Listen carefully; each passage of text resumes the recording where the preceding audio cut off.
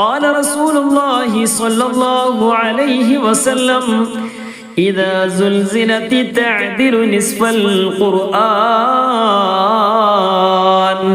إذا زلزلت സൂറത്ത് ഖുർആനിന്റെ പകുതിയോട് സമമാകുമെന്ന് ഷഫീഉനാ ത്വഹ റസൂലുള്ളാഹി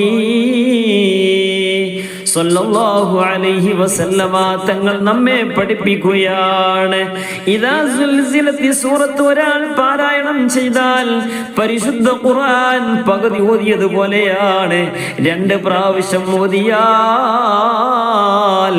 1 പ്രാവശ്യം ഖത്മ് ചെയ്ത പോലെയാണെന്ന് ത്വഹ റസൂലുള്ളാഹി. യാ സയ്യിദസ് സാദാതി ജിഅ്തുക ഖാസിദാ